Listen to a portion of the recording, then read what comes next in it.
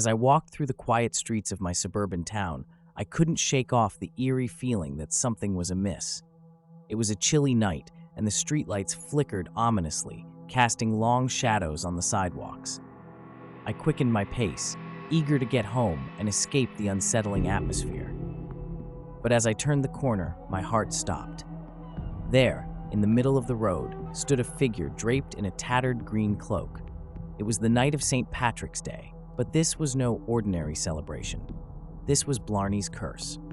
Legend had it that every year, on the night of St. Paddy's, a cloaked figure would roam the streets, seeking victims to bestow a cursed kiss upon. The unfortunate soul would then be doomed to a life of misfortune and tragedy. Many had scoffed at the tale, dismissing it as a silly superstition.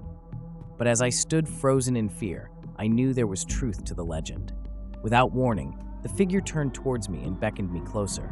My body refused to move, but my curiosity got the better of me. I cautiously approached the figure, my heart pounding in my chest. As I got closer, I noticed a small stone in its outstretched hand, the Blarney stone. In a trance-like state, I leaned forward and kissed the stone. A shiver ran down my spine as I felt a cold, slimy sensation on my lips. And then, everything went dark. When I woke up, I was in a cold, damp room.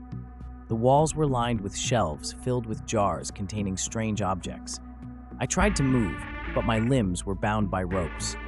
Panic set in as I realized I was in the lair of the cursed figure.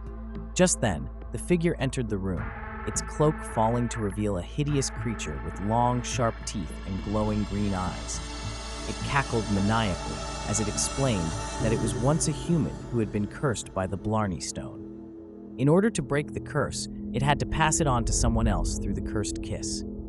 Trembling with fear, I begged for mercy, but the creature had already made up its mind. It leaned in, its putrid breath hot on my face, and then it kissed me.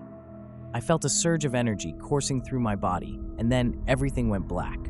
When I came to, I was back on the streets, the cursed stone still clutched in my hand. But I was no longer myself. I was now the cursed figure, doomed to roam the streets every St. Patrick's Day, seeking a new victim to pass the curse on to. So if you ever find yourself in a suburban town on St. Paddy's night, beware of the cloaked figure and the Blarney's curse.